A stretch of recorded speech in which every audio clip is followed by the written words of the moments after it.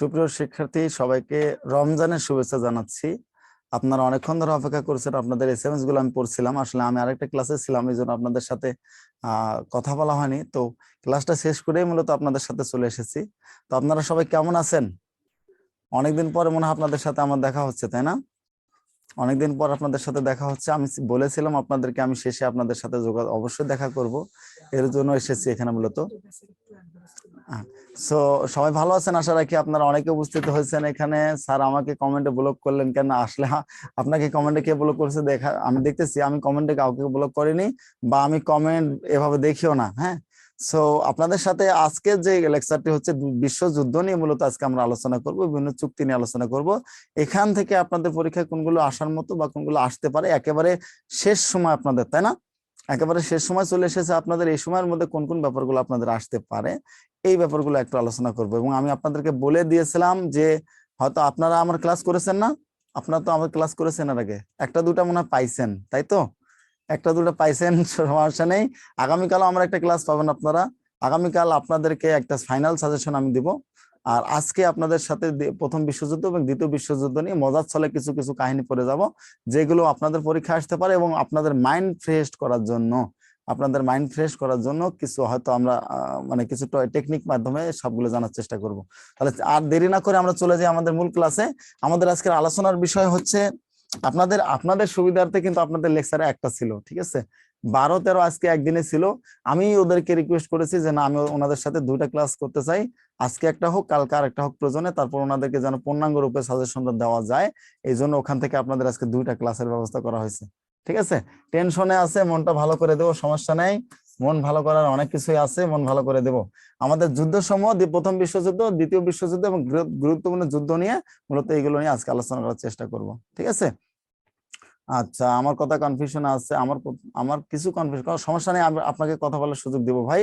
রমজান মাস, আপনাদের দেখেও আমার ভালো লেগে গেল যে আপনারা সবাই আমার সাথে এসেছেন এবং সবাই আমার ক্লাস করার জন্য আছেন আগ্রহে, এটা আমার জন্য খুব ভালো লেগেছে আর কি। তো আমরা যুদ্ধ নিয়ে আলোচনা করতে যাব। আপনারা সবাই জানেন যে প্রথম বিশ্বযুদ্ধের কিছু কিছু কাহিনী আছে, যেগুলো আপনারা অনেকেই অনেক কিছু জানেন না। প্রথম বিশ্বযুদ্ধের ক্ষেত্রে কি হয়েছিল বা কেন প্রথম বিশ্বযুদ্ধ হয়েছে, এর পরবর্তী ক্ষেত্রে সময় আপনারা জানেন প্রথম বিশ্বযুদ্ধের পরে কিন্তু দ্বিতীয় বিশ্বযুদ্ধ আবার হয়েছিল, ঠিক আছে? দ্বিতীয় বিশ্বযুদ্ধ হয়েছিল এবং তৃতীয় বিশ্বযুদ্ধ খুব কাছে, একেবারে আপনাদের ঘরের কোনায় চলে এসেছে, যে কোনো মুহূর্তে বেজে যেতে পারে। কারণ আপনারা অলরেডি জানেন ইউক্রেন রাশিয়ার মধ্যে যুদ্ধ বাজার জন্য ইউক্রেন রাশিয়া হচ্ছে যথেষ্ট। আমরা ফিলিস্তিন ইসরায়েলকে ধরবো না, কারণ ওখানে ততটা এই প্রভাবটা পড়ে না। ইউক্রেন রাশিয়ার ক্ষেত্রে পৃথিবীটা দুটো ভাগ হয়ে যাচ্ছে এবং মিয়ানমারও অলরেডি এটার জন্য অনেকাংশে মিয়ানমার যুদ্ধের জন্য দায়ী হয়ে যাচ্ছে আপনার মনে করি। তো তৃতীয় বিশ্বযুদ্ধ সন্নিকটে, আমরা প্রথম বিশ্বযুদ্ধ নিয়ে আলোচনা করে দ্বিতীয় বিশ্বযুদ্ধের পরে পরে তৃতীয় বিশ্বযুদ্ধ কেন বাঁচতে পারে এটা নিয়ে একটু কথা বলবো আপনাদেরকে।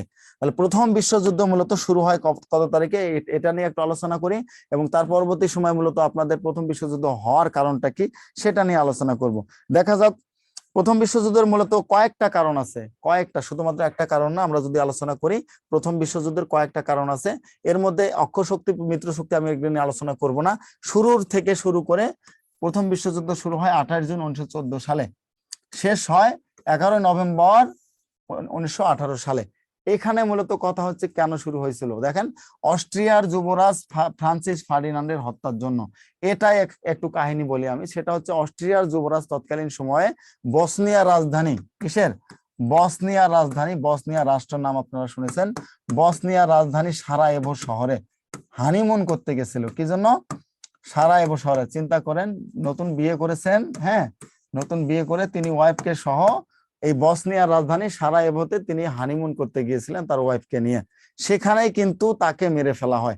এটা কিন্তু খুবই খারাপ জিনিস, খুবই খারাপ জিনিস যে বসনিয়ার রাজধানী এই সারায়েভোতে মূলত 28 জুন, কত তারিখে? এই 28 জুন তিনি গিয়েছিলেন তার ওয়াইফকে নিয়ে। কিসের জন্য?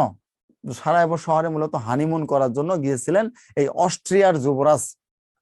এরপরে এখানে থেকে যাওয়ার পরে সেখানের অবস্থা, হানিমুনে গেলে সার্বিয়ার জাতীয়তাবাদী কর্মী, আমরা প্রিন্সিপ নাম শুনেছি, সার্বিয়া, দেখেন গেছে কোথায়? বসনিয়ায়, তাই না? আর মেরেছে কারা? সার্বিয়া। সার্বিয়ার প্রিন্সিপ নামের একজন ব্যক্তি, জাতীয়তাবাদী একজন প্রিন্সিপ নামের একজন, আমরা যদি বলি যে তারা সে সন্ত্রাস বা যেটাই বলি, এই সার্বিয়ার প্রিন্সিপ নামক একজন ব্যক্তি মূলত কি করে? তাদের হাজবেন্ড ওয়াইফ দুজনকে হত্যা করে ফেলে। সবাই ক্যামেরা অন করে ফেলেন, ক্যামেরা অন করেন, ক্যামেরা অফ করবেন না কেউ। হ্যাঁ, আপনাদের সাথে আমি জাস্ট 2টা ক্লাসে পেয়েছি, সুতরাং সবার সাথে একটু কথা বলেই ক্লাসটা করতে চাই। তো এই সার্বিয়ার প্রিন্সিপ মূলত কি করলো, এই বসনিয়ার রাজধানী সারায়েভো শহরের সন্নিকটে যখন গেল, তখনই তাদেরকে আক্রমণ করে এই অস্ট্রিয়া যুবরাজ ফার্ডিনান্ডকে হত্যা করে ফেলে। কি, ফার্ডিনান্ডকে হত্যা করে ফেলে, তার ওয়াইফ সহ দুজনকে হত্যা করে। আমার ক্লাস যারা করেছেন তারা আমাকে তো অবশ্যই চেনেন, যারা করেনি তারা আজকে প্রথম করেন। স্যার এমন কিছু বর্ণনা অনুরোধ হলো যা আসলে 2-1 নম্বর কমেন্ট করবে। আচ্ছা ঠিক আছে, সমস্যা নেই, অবশ্যই চেষ্টা করবো আপনাদের 2-1 নম্বর যেন কমন পান। এখানে ক্যামেরাটা আমাদের একটু অফ হয়ে গিয়েছে, হ্যাঁ ব্যাটারিটা সমস্যা হয়েছে, একটু চেঞ্জ করে দিচ্ছে, একটু অপেক্ষা করুন।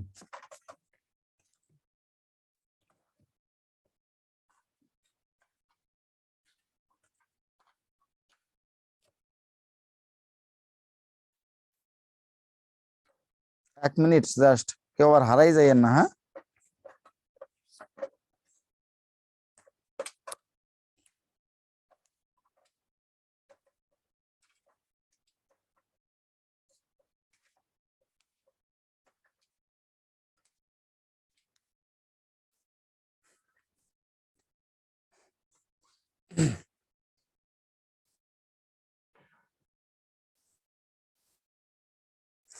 আচ্ছা বলতে থাকবো, তাই তো, বলতে থাকার আগে চলে এসেছি। আমার চেহারাটা এমন কেমন দেখাচ্ছে বুঝতেছে না, এমনিতে কালো মানুষ কেমন জানি দেখা যাচ্ছে, তাই না?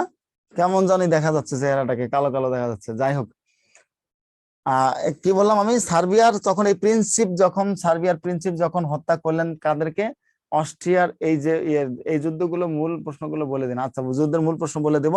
এই বস যখন অস্ট্রিয়া যুবরাজকে যখন হত্যা করলো, করার ফলে মূলত মূল যে যুদ্ধটা লেগে যায় তখন থেকে, এই 28 জুন থেকে 48 ঘন্টা সময় বেঁধে দেওয়া হয় সার্বিয়াকে এই প্রিন্সিপকে দেওয়ার জন্য। কি করা হয়, 48 ঘন্টা সময় দেওয়া হয়, যে 48 ঘন্টার মধ্যে অবশ্যই এই প্রিন্সিপকে আমাদের হাতে তুলে দিতে হবে।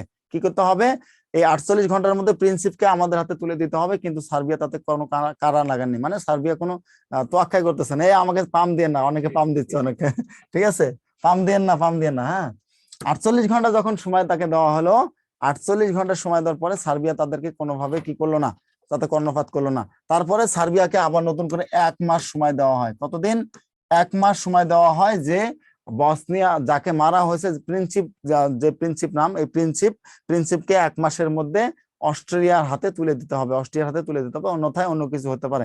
কিন্তু সেটাও তারা করেন না। সেটা না করার কারণে এই 28 জুন থেকে মূলত মূল যুদ্ধটা শুরু হয় 28 জুলাই। এই 1 মাস সময় বেঁধে দেওয়ার পরে যখন সার্বিয়া কি করলো না, এতে কর্ণপাত না করলো, তখন অস্ট্রো হাঙ্গেরি বা অস্ট্রিয়া হাঙ্গেরি মিলে তখন তাকে কি আক্রমণ করলো, সার্বিয়াতে আক্রমণ করে বসলো। আর এই প্রথম বিশ্বযুদ্ধের সূচনা হয়ে গেল। এখান থেকে আপনাদের প্রশ্ন আসে কোনটা, যে প্রথম বিশ্বযুদ্ধের সূচনা হয়েছিল কিসের জন্য, প্রথম বিশ্বযুদ্ধ হয়েছিল কিসের জন্য? এটা উত্তর হবে অস্ট্রিয়ার যুবরাজ ফার্ডিনান্ডকে হত্যার জন্য। কিসের জন্য? অস্ট্রিয়ার যুবরাজ ফার্ডিনান্ডকে হত্যার জন্য। এরপরে অনেকগুলো কারণ আছে, বিসমার্কের কারণ, জার্মানির তৎকালীন বিসমার্ক যিনি আছেন তারও অনেকগুলো কারণ ছিল, পৃথিবীতে নতুন অ্যালায়েন্স তৈরি হয়েছিল সেটারও কারণ ছিল। তবে সবচেয়ে বড় কারণ হচ্ছে, যদি যুবরাজকে হত্যা না করতো তাহলে কিন্তু এটা হতো না। কি, যুবরাজকে যদি হত্যা না করতো তাহলে এটা হতো না। তাহলে এখান থেকে প্রথম বিশ্বযুদ্ধ থেকে আপনাদের প্রশ্ন আসতে পারে, প্রথম বিশ্বযুদ্ধ কখন হয়েছিল, কত তারিখে বেজেছিল, আর প্রথম বিশ্বযুদ্ধের মূল কারণ কি? প্রথম বিশ্বযুদ্ধের মূল কারণ হচ্ছে এই মূলত অস্ট্রিয়ার যুবরাজকে হত্যার সবচেয়ে বড় কারণ। এখানে এখন আসেন, এই প্রশ্নের মধ্যে এভাবে আসে যে বিশ্বযুদ্ধের অক্ষ শক্তি এবং মিত্র শক্তি কারা ছিলেন? প্রথম বিশ্বযুদ্ধের অক্ষ শক্তি এবং মিত্র শক্তি কারা ছিলেন? এরা হচ্ছেন অক্ষর শক্তি, কি সেন্ট্রাল পাওয়ার বা অক্ষ শক্তি। এরপরে হচ্ছে মিত্র শক্তি। মিত্র শক্তি আরো অনেকগুলো দেশ ছিলেন, কিন্তু এদেরকে সবচেয়ে বেশি ধরা হয় আর কি, মিত্র শক্তি এবং অক্ষ শক্তি। এই দুটো মূলত হচ্ছে কি বিশ্বযুদ্ধ, প্রথম বিশ্বযুদ্ধ কারণ থাকার কারণে এরা হচ্ছে এন্ট্রি পার্টি। জার্মানি, এরপর হচ্ছে অস্ট্রো হাঙ্গেরি, যাদের মূলত যুবরাজ মারা গেছে সেই দেশ, এবং তুরস্ক নাম আপনারা শুনেছেন না? এই তুরস্ক কিন্তু তৎকালীন সময় জার্মানির পক্ষে ছিলেন প্রথম বিশ্বযুদ্ধে। আর এখানে দেখেন অক্ষ শক্তি, মিত্র শক্তি হিসেবে ব্রিটেন ছিল, ফ্রান্স ছিল, রাশিয়া, ইটালি থেকে শুরু করে আর যারা ছিলেন, সার্বিয়া ছিল, যেহেতু সার্বিয়াতে এটা হয়েছে, বসনিয়া ছিল, এগুলো রাষ্ট্র কিন্তু প্রথম বিশ্বযুদ্ধের অক্ষ শক্তি বা মিত্র শক্তি হিসেবে কাজ করেছেন। কি করেছেন? কাজ করেছেন। স্যার পাস কি করব? বাসায় মডেল টেস্টে 45-43 নম্বর পাই। অবশ্যই পাস করবেন লাবণী আক্তার, কোনো চিন্তা মুক্ত থাকুন, আপনি পাস করবেন। এখানে পাস করাটা খুবই সহজ, ঠিক আছে? এখানে পাস করাটা খুব সহজ। আর পাস করার পরে পরে আমাদের রিটেন কোর্সে ভর্তি হয়ে যান। আমি রিটেন কোর্সে ক্লাস নেব, সুতরাং আপনাদের জিকে যাদের আছে বা সমাজ বিজ্ঞান, রাষ্ট্রবিজ্ঞান থেকে শুরু করে সমাজকর্ম ক্লাসগুলো আমি নেব। যারা ওই ওই সাবজেক্টের আছেন তারা অনায়াসে আমার ক্লাসগুলো পাবেন, এবং আশা করি আপনাদেরকে রিটেনও আমি পাস করে দিতে পারবো, কোনো সমস্যা নেই। অক্ষ শক্তি মানে হচ্ছে যারা মূলত একেবারে নিজেদেরকে কি মনে করে, যারা নিজেদেরকে সবচেয়ে বেশি শক্তিশালী মনে করে এবং তাদের বাইরে আর কিচ্ছু নাই, এটা হচ্ছে অক্ষ শক্তি। আর মিত্র শক্তি মানে সবাই একজোট হয়ে অক্ষ শক্তির বিরুদ্ধে যুদ্ধ করে। সবাই একজোট হয়ে কি করে? অক্ষ শক্তির বিরুদ্ধে যুদ্ধ করে। এটা হচ্ছে মিত্র শক্তি। ক্লিয়ার? আমাদের বিজ্ঞান, অ্যাকাউন্টিং থেকে শুরু করে সবকিছুর কোর্স আছে। সবকিছুর কোর্স আমরা চালু করতে যাচ্ছি আপনাদের জন্য। শুধুমাত্র আমাদের ভর্তি কিছু স্টুডেন্ট যারা পাস করবেন তাদেরকে নিয়ে আমরা নতুন করে যদি শুরু করতে চাই, তারপরে আমরা অনেকগুলো স্টুডেন্ট ইনশাল্লাহ পাবো, এবং আপনাদেরকে আমরা পাস করাতে পারবো, চাকরি পর্যন্ত দিতে পারবো ইনশাল্লাহ, মানে চাকরি পর্যন্ত নিয়ে যেতে পারবো আর কি। ওকে, সবগুলো সাবজেক্টে হবে, সুতরাং চিন্তার কিছু নাই। তাহলে মিত্র শক্তি এবং অক্ষ শক্তি ব্যাপারগুলো আমরা বুঝলাম। যুদ্ধ কখন বাজলো এটা বুঝলাম। মূল কারণ দেখেন, প্রধানমন্ত্রী নিযুক্ত হন কিসের? অটো ভ্যান বিসমার্ক ক্রোয়েশিয়ার প্রধানমন্ত্রী নিযুক্ত হন। ক্রোয়েশিয়ার আমরা যেটা বলি, তার দুটি উদ্দেশ্য ছিল। জার্মানির পুনঃ একত্রীকরণ করতে হবে, শক্তিশালী রাষ্ট্র গড়ে তোলা। এটা আপনাদের পরীক্ষার জন্য খুবই গুরুত্বপূর্ণ না, এটা আপনারা স্কিপ করে যেতে পারেন, এটা পরীক্ষা আসবে না। এটা পরীক্ষা আসবে না। শুধুমাত্র ফার্ডিনান্ডকে হত্যা করা, এটা আপনারা সুন্দর করে মনে রাখবেন। আমি যদি আপনাদের কমেন্টে শুধু পড়তে চাই তাহলে কিন্তু আমি ক্লাস নিতে পারবো না, ঠিক আছে? আমি কিন্তু ক্লাস নিতে পারবো না। কমেন্ট কম করে করেন, ক্লাসের দিকে মনোযোগ দেন। আমি আপনাদেরকে অবশ্যই বলে দেবো কোনগুলো বেশি বেশি পড়বেন, ঠিক আছে? অবশ্যই বলে দেব কোন কোনগুলো পড়বেন, আমি আপনাদের বলে দেবো, চিন্তার কিছু নাই। তাহলে এটা আপনারা বাদ দেন, এটা বাদ দিয়ে এটা স্কিপ করেন, করে আপনারা দেখি পরে কি আছে। প্রথম বিশ্বযুদ্ধের ব্যাপ্তিকাল প্রশ্ন আছে এখানে, যে প্রথম বিশ্বযুদ্ধের ব্যাপ্তিকাল কত সাল বলেন দেখি, কমেন্ট করেন। প্রথম বিশ্বযুদ্ধের ব্যাপ্তিকাল কি ছিল? কত কত কত? 1914 থেকে 1918 সাল। এটা আপনারা সবাই বলতে পারেন যে 1914 সাল থেকে মূলত 1918 সাল পর্যন্ত প্রথম বিশ্বযুদ্ধের ব্যাপ্তিকাল ছিল। আচ্ছা, এটা সবাই পারবেন। ভার্সাই চুক্তি স্বাক্ষরিত হয় কত সালে বলেন দেখি? ভার্সাই চুক্তি স্বাক্ষরিত হয় কত সালে? বাংলাদেশের উপজেলার সংখ্যা 495টি। Very good. ভার্সাই চুক্তি কিন্তু দুইটা মনে রাখবেন। একটা হচ্ছে 1919 সালে চুক্তি স্বাক্ষরিত হয়েছে, প্রথম ভার্সাই চুক্তি, ঠিক আছে? প্রথম ভার্সাই চুক্তি যেটা আমরা বলে থাকি। এবং দ্বিতীয় ভার্সাই চুক্তি কিন্তু দ্বিতীয় বিশ্বযুদ্ধ পরবর্তী সময় আবার নতুন করে চুক্তি স্বাক্ষর করা হয়, এটা হচ্ছে 1919 সালে। আর এই চুক্তির মাধ্যমে মূলত জার্মানিকে একটা বৃহৎ আকারের করা হয়, জরিমানা করা হয়। কি করা হয়? জরিমানা করা হয়। জার্মানিকে একটা বড় আকারে জরিমানা করা হয়, যে কেন তারা যুদ্ধ বাজালো আর কেন বিশ্বকে এরকম ক্ষতিগ্রস্ত করলো। যুদ্ধ অপরাধীদের থেকে শুরু করে সবাইকে জার্মানির কাছে জরিমানা দেওয়া হয়, এবং অনেক বিশাল অঙ্কের টাকা কিন্তু জার্মানি জরিমানা করেন এই যুদ্ধের মাধ্যমে, এই চুক্তির মাধ্যমে। আর দ্বিতীয় বিশ্বযুদ্ধের মূল কারণটাই হচ্ছে জার্মানির এই ক্ষোভ, কেন আমাদের কাছ থেকে টাকা নেবে, কেন আমাদের কাছ থেকে নেবে। আর এখানেই আমি বলে রাখি, এই 1919 সালে মূলত আপনারা যে জার্মানির জন্য যে কারিগর ছিলেন হিটলার কিন্তু যুদ্ধ করেছেন। প্রথম বিশ্বযুদ্ধের একজন সেনানায়ক ছিলেন। কি ছিলেন? সেনানায়ক ছিলেন প্রথম বিশ্বযুদ্ধের। এখান থেকেই তার মধ্যে ক্ষোভ সৃষ্টি হয়, যে আমার দেশকে কেন এটার জন্য জরিমানা করা হলো। যদি আমি কখনো এই দেশের দায়িত্ব নিতে পারি তাহলে আমি সাইজ করব সবগুলো থেকে। আর হিটলারকে কেন ইহুদিদের হিটলার কেনই করেছিলেন জানেন? ওই তৎকালীন সময় ইহুদিরা প্রথম বিশ্বযুদ্ধ যখন হয়েছিল তখন ইহুদিরা জার্মানিকে সবচেয়ে বেশি কটাক্ষ করেছিল। আর এই জন্য হিটলার ক্ষমতা পাওয়ার পরে পরে কিন্তু 60 লক্ষ ইহুদিকে মেরেছেন।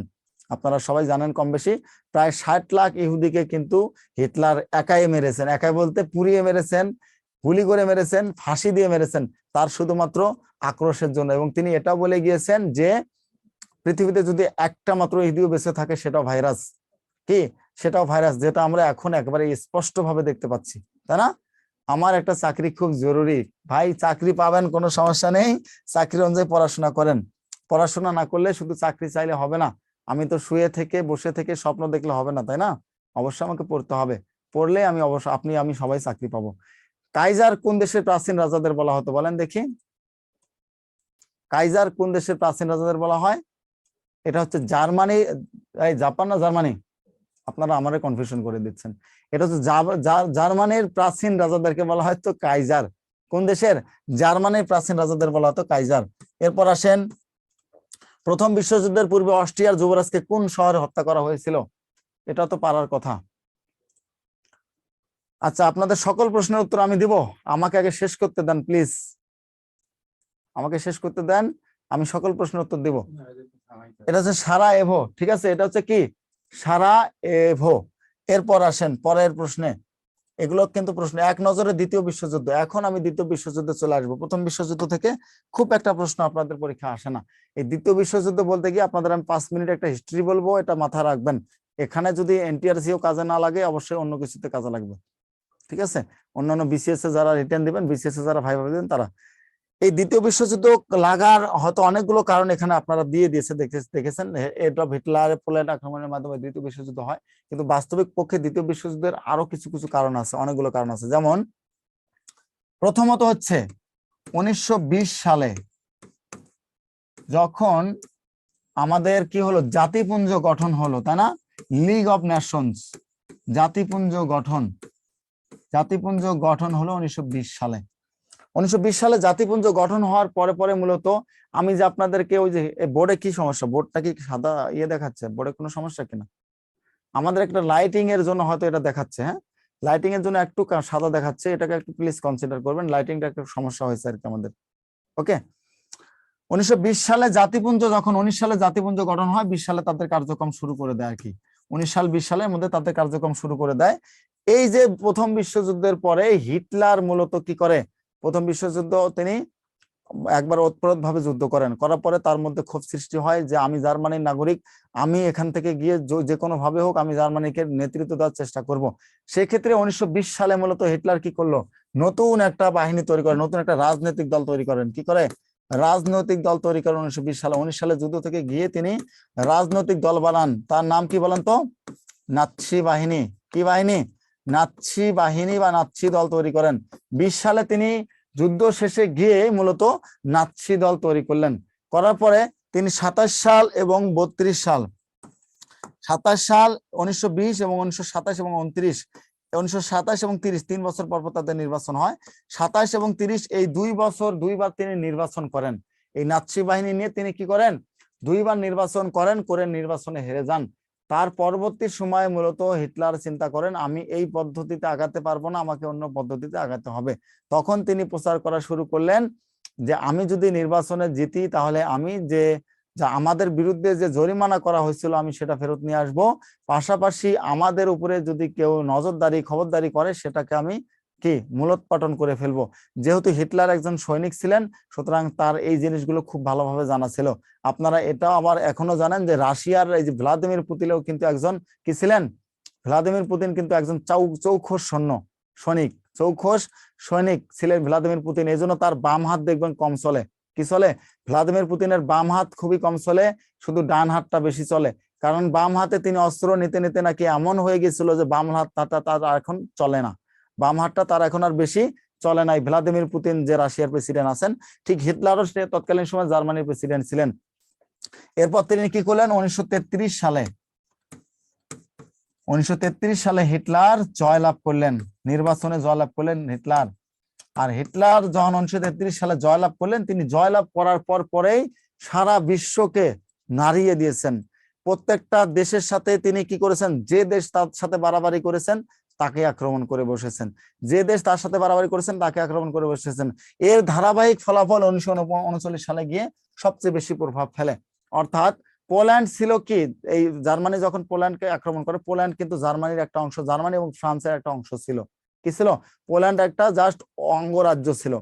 এই অঙ্গরাজ্যকে যখন স্বাধীনতা ঘোষণা করা হলো, তখন হিটলার এটা মেনে নিতে পারেনি যে আমাদের একটা রাজ্য গিয়ে কি হলো, স্বাধীন হয়ে গেল। তখন তিনি চিন্তা করলেন যে না, পোল্যান্ড আক্রমণ করে আবার নিতে হবে। পোল্যান্ড আক্রমণ করলেন। পোল্যান্ড থেকে শুরু করে হিটলার প্রায় এই বিশ্বযুদ্ধে, দ্বিতীয় বিশ্বযুদ্ধের আগে 45 সাল পর্যন্ত প্রায় পৃথিবীর অর্ধেকটা দখল করে ফেলেছিল। কি করেছিল? পৃথিবীর প্রায় অর্ধেক দেশ তিনি দখল করে ফেলেছিলেন। এই পাশে আফগানিস্তান পর্যন্ত তিনি দখল করে ফেলেছিলেন, আফগানিস্তানের আগ পর্যন্ত। এই পাশে যতগুলো রাষ্ট্র ছিল প্রত্যেকটা, সার্বিয়া থেকে শুরু করে যা আছে সব রাষ্ট্র হিটলার দখলে ছিল। শুধুমাত্র যুক্তরাজ্য তার দখলে ছিল না। কি ছিল না? ইউরোপের ম্যাক্সিমাম রাষ্ট্রগুলো হিটলারের দখলে ছিল, কিন্তু হিটলারের কিছু কিছু ভুলের কারণে হিটলার শেষ হয়ে গেছে। এরপরে কি করলো, 1939 সালে যখন পোল্যান্ড মূলত হিটলারের দেশ ছিল, তখন তার মধ্যে একটা ক্ষোভ সৃষ্টি হয়। তিনি এই ক্ষোভ থেকেই 1939 সালের 1 সেপ্টেম্বর জার্মানি কি পোল্যান্ড আক্রমণ শুরু করেন। কি করেন? পোল্যান্ড আক্রমণ করেন। আর এই পোল্যান্ড আক্রমণের মাধ্যমে মূলত দ্বিতীয় বিশ্বযুদ্ধের সূচনা হয়ে যায়। তাহলে আপনাদের পরীক্ষায় প্রশ্ন আসে কোনটা? দ্বিতীয় বিশ্বযুদ্ধের সূচনা হয় কত তারিখে? দ্বিতীয় বিশ্বযুদ্ধের সূচনা হয় কত তারিখে? 1 সেপ্টেম্বর 1939 সাল। 1 সেপ্টেম্বর 1939 সাল, এবং শেষ হয় কত তারিখ? 2 সেপ্টেম্বর 1945 সাল। মোট কয় বছর? 6 বছর। এই 6 বছরে অনেক কিছুই কিন্তু করা হয়েছে, 6 বছরে অনেক কিছু হয়েছে। এই দ্বিতীয় বিশ্বযুদ্ধ থেকে আপনাদের কোন কোন প্রশ্নগুলো আসে আমি সেগুলো একটু কি করে দেব। হিটলারের পতন হয় কেন? হ্যাঁ, হিটলারের পতন কেন হয় আমি বলে দিচ্ছি।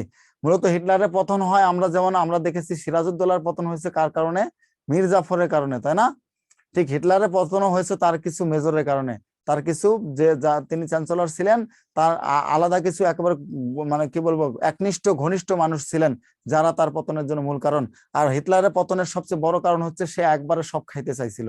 ব্যাপারটা বুঝছেন তো? সে একবারে সব খাইতে চাইছিল। সে ভালো করে জানে যে আমি যদি ব্রিটেনকে আক্রমণ করি সেক্ষেত্রে কিন্তু আমি ছাড় পাবো না, আমি যদি রাশিয়াকে আক্রমণ করি আমি ছাড় পাবো না। ইভেন হিটলার কিন্তু রাশিয়ার অর্ধেক জায়গাও দখল করে ফেলেছিল। কি করেছিল? রাশিয়ার অর্ধেক জায়গাও দখল করে ফেলেছিল হিটলার।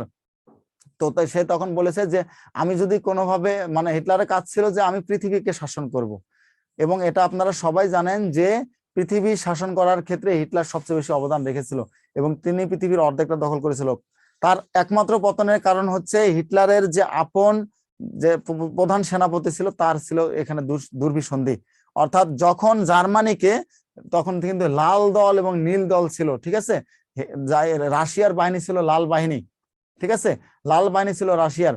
হিটলারের কথা ছিল যে আমি করব, প্রথমে ব্রিটেনকে আক্রমণ করব, পরবর্তী সময় রাশিয়াকে আক্রমণ করে দখল করে মার্কিন যুক্তরাষ্ট্রের সাথে যুদ্ধ করে ফেলবো। কি করব? মার্কিন যুক্তরাষ্ট্রের সাথে যুদ্ধ শুরু করব। কিন্তু হিটলার বুঝতে পারেনি যে ব্রিটেন হচ্ছে নৌবাহিনীতে সেরা। ব্রিটেন ছিল কি? নৌবাহিনীতে সেরা। আর রাশিয়া হচ্ছে তাদের সৈনিকের সেরা ছিল। রাশিয়ার বিশাল এক দেশ হওয়ার কারণে রাশিয়ার কিছু কিছু জায়গায় ফাঁদ পেতেছিল যেখানে হিটলারের বাহিনী যেতে পারেননি, যেখানে কি পারেননি, হিটলারের বাহিনী ঢুকতে পারেননি। আর হিটলারের বাহিনীর পতনের আরেকটা কারণ হচ্ছে তারা যখন এগুলো দখল করে ফেললো, তারা ভাবলো যে এটা আমার কাছে ভাত মাছ, এটা আমার কাছে ভাত মাছ বা পান্তা ভাত, তাই না? পান্তা ভাত ভাবার কারণে মূলত এই সমস্যা আছে। অতি অহংকার ছিল তাদের, যে আমাদের সাথে এখন পৃথিবীর আর কোনো দেশ পারবে না। আমরা এখন যদি ওই কচ্ছপ আর কাসিমের কাহিনী শোনেন নাই? কচ্ছপ কাসিমের কাহিনী হয়ে গেছে। কচ্ছপ আগে মানে কাসিম আগে, কচ্ছপ আগে গিয়ে বসেছিল, অল্প একটু জায়গায় গিয়ে ঘুমিয়েছিল, এদিকে কাসিম আবার কি করেছে, আস্তে আস্তে আস্তে ঢুকেছে। ঠিক হিটলারের বাহিনীর এই কাজটা ছিল, তারা বিশ্ব জয় করার পরে পরে নিজেদেরকে একটু রিল্যাক্স দেওয়ার চেষ্টা করেছিল। এই রিল্যাক্সটা তাদের জন্য কাল হয়ে দাঁড়ায়। একসাথে ব্রিটেন এবং রাশিয়ার সৈন্যবাহিনী যখন হিটলারের বাহিনীকে আক্রমণ করা শুরু করে, তখন হিটলারের নৌবাহিনী থেকে শুরু করে সবগুলো পরাস্ত হওয়া শুরু করে। এবং হিটলার, আপনারা জানেন যে হিটলারের লাস্ট 10 দিন ছিল হিটলারের জীবনের সবচেয়ে পেইনফুল, ঠিক আছে? লাস্ট 10 দিন ছিল হিটলারের জীবনের সবচেয়ে, হ্যাঁ খরগোশের কথা বলেছি, লাস্ট 10 দিন ছিল হিটলারের জীবনে, মানে তিনি মরার আগে মরে গিয়েছেন আর কি, যেটা আমরা বলতে পারি মরার আগে হিটলার মরে গিয়েছেন। 10 দিন তিনি যে পেইনটা পেয়েছেন পৃথিবীর আর কোথাও এই পেইন গুলো পাওয়া যায় না। অর্থাৎ এই 10 দিনের মধ্যে তার সবচেয়ে নিকট আত্মীয়গুলো সবগুলো তার থেকে সরে গিয়েছিল, এবং তার যে প্রধান সেনাপতি তিনিও এসে তাকে বলেছিলেন যে আপনি আমার সাথে যেতে পারেন, আমরা আর পারছি না, আপনি আমার সাথে যেতে পারেন। বার্লিনের খুব কাছাকাছি চলে এসেছে রাশিয়ার বাহিনী। রাশিয়া মূলত যদি যুদ্ধে না নামতো আর মার্কিন যুক্তরাষ্ট্র যদি যুদ্ধ না নামতো, তাহলে কিন্তু হিটলার ঠিকই এতদিন পর্যন্ত, মানে হিটলারের বাহিনী জার্মানি এতদিন পর্যন্ত বিশ্ব শাসন করত। তখন তিনি কি করলেন, তার বান্ধবী একমাত্র ছিল এবং তার কিছু অনুচর, সেরা অনুচর ছিল, তারা নিজেরা সুইসাইড করে বসে।